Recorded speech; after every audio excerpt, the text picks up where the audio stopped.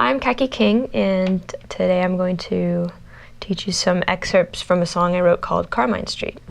The first thing is, well, let's get in tune. So I am in C, G, D, G, A, D. I think the most important part about this song is the bass line. It's kind of this repeating line, and it's played with the left hand over the neck, and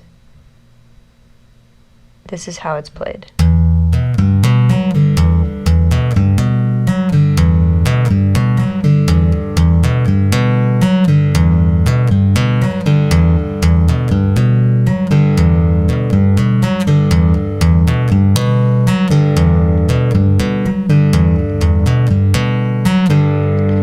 Now, if you just want to start off with the basics of that kind of tapping technique on the neck and working a bass line out like that, I would say do something like this.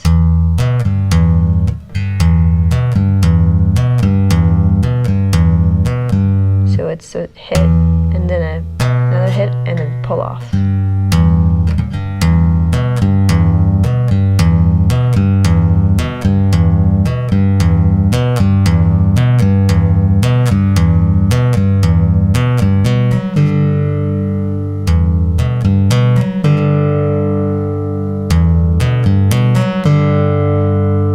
When I do that second pull off, I catch this string, but I also catch this string a little bit. So the sound is, and I think that adds a much fuller sound to the bass line as it's being worked through.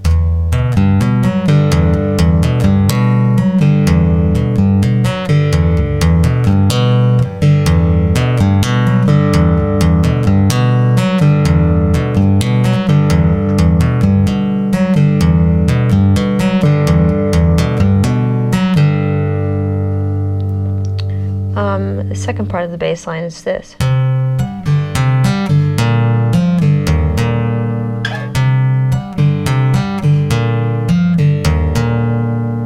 So you can see the concept is basically the same. It's hit. So hammer on, pull off, hammer on, pull off, hammer on, hammer on, pull off.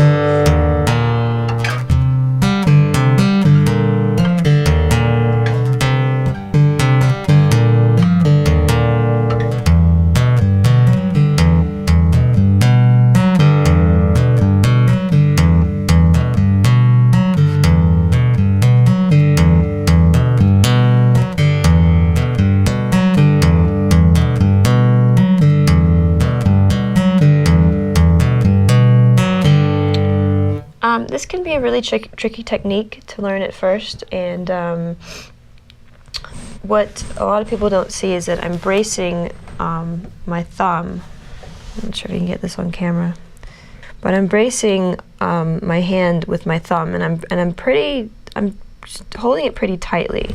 Holding it's not the right word, but I'm sort of pushing against the neck pretty tightly with my thumb, so that when I do this, it's like this. It's kind of like a squeeze.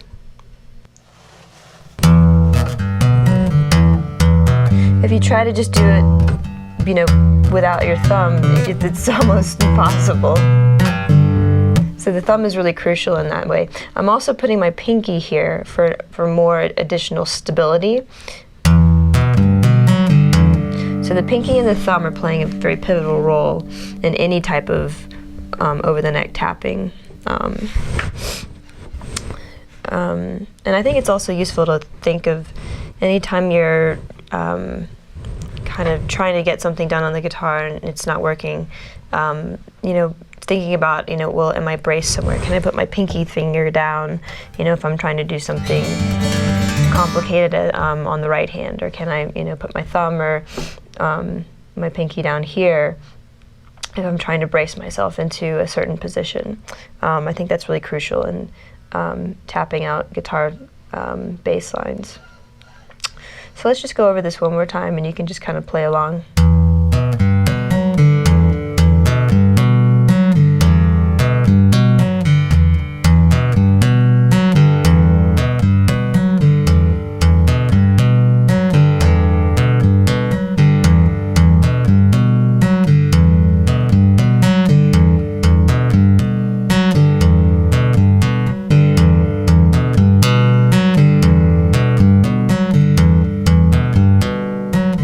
let's move on to the next section.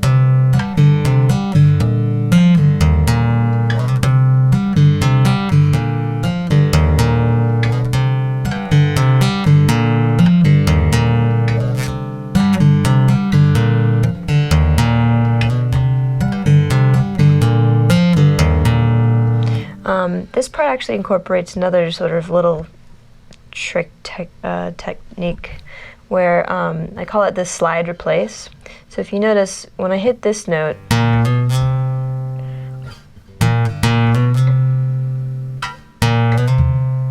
move it up. I slide it up with this finger, but then I replace it with this finger. So the note never really stops ringing. It just depends on the finger that you use. So I'm actually coming all the way up with this middle finger and then just putting this one down. And as long as it's held against the fret, it doesn't matter which finger it is, the note's going to resonate.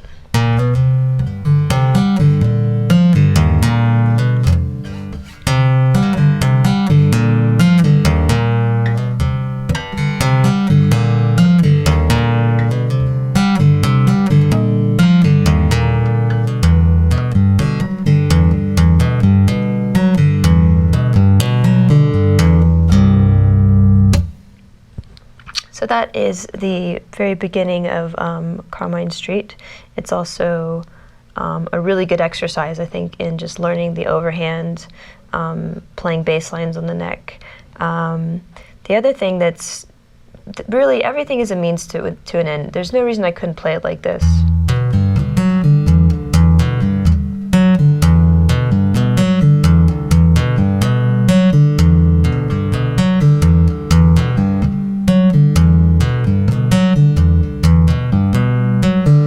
I certainly don't do it for show. When I get down to here, I'm doing something like...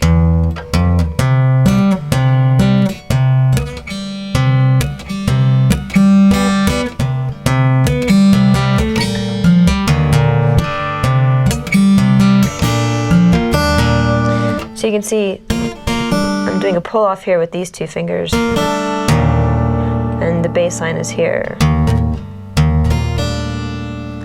If I was like this, there's no way I could access these notes with this hand. So in order to be able to play up and down the fret with your right hand, it's really important to just be able to pull your hand over and play like this. It's certainly, like I said, it's not for show. It's for practical use. So that is the first part of the song Carmine Street, and some really good tips for playing over the neck.